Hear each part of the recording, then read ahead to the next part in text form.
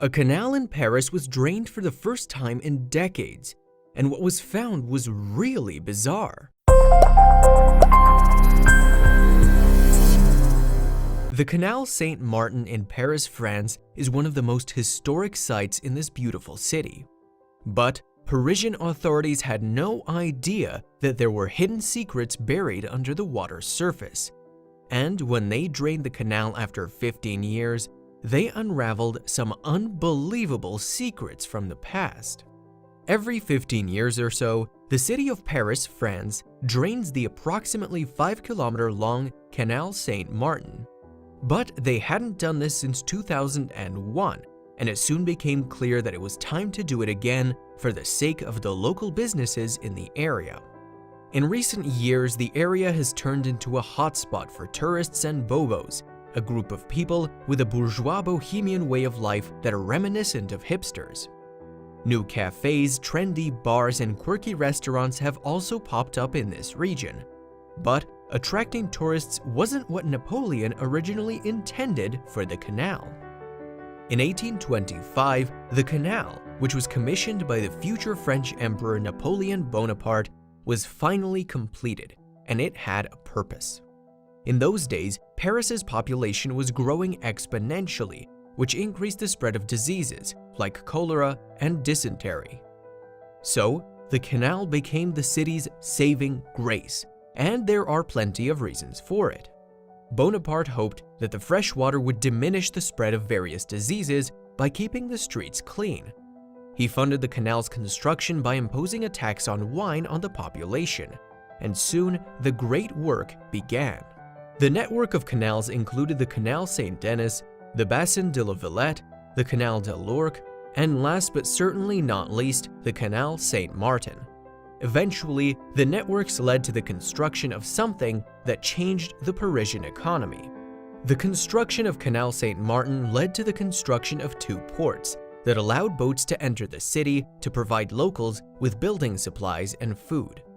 This gave Paris a leg up in the trading industry and helped push their economy forward. But the canal was almost destroyed a couple of decades back. In the 1960s, city officials discussed the possibility of draining the canal completely and filling it up so it could get paved over and turned into a highway. Fortunately, that didn't happen, and the lovely canal serves a different purpose today. Locals turned the banks by the canal into a cultural hub full of nightclubs where tourists often head to have a good time or walk to the nearby bridges to take some unforgettable selfies. But the influx of people has had an unfortunate side effect that no one had foreseen until the canal was drained. As the area around Canal Saint-Martin grew, people from far and wide started turning it into something that was the total opposite of what Bonaparte had envisioned all those centuries ago, and it was getting worse with each passing year. When the canal was last drained in the early 2000s, workers discovered that the bottom had become some sort of time capsule full of discarded items. Some of them had no value, but others could have ended up in a museum.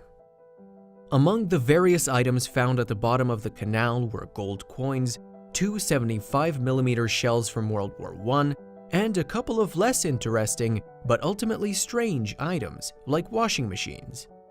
But this wasn't the most unusual thing they found in the past. Ever since the city started draining the canal, about 50 vehicles have been unearthed and pulled out. But what did they find that was so shocking when they went back to drain the canal in 2016? Once they drained the canal, the workers went into the canal bed to start the cleanup effort. They knew it wouldn't be an easy process, but it had to be done. Soon, the water was so low that some locals thought they were witnessing a miracle.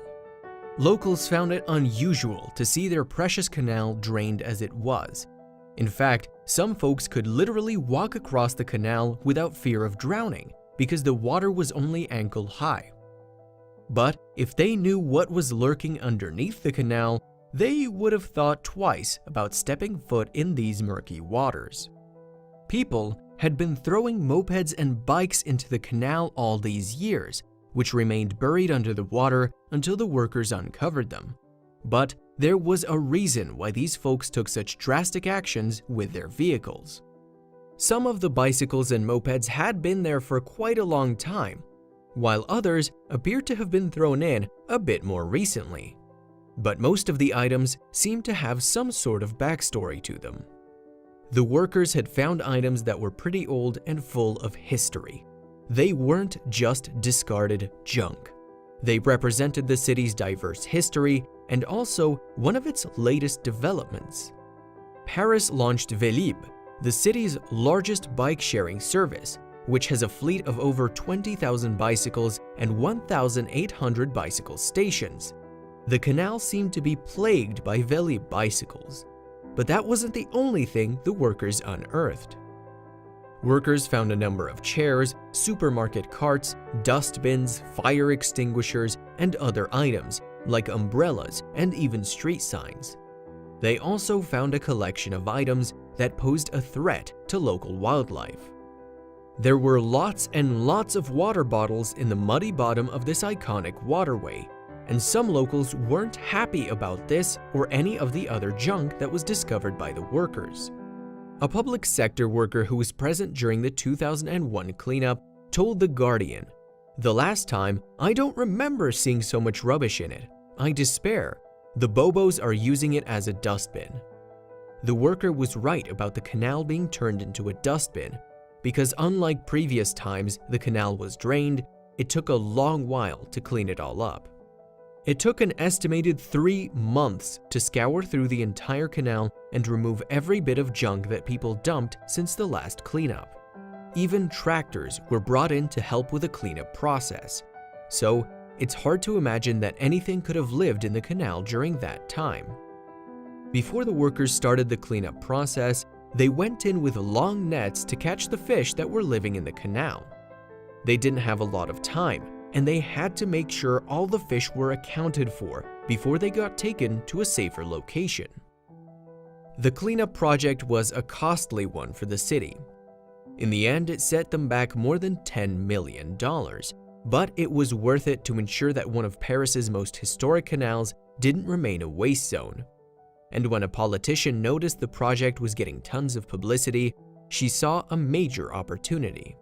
Parisian Deputy Mayor Celia Blauel urged the local population to stop throwing things into the canal.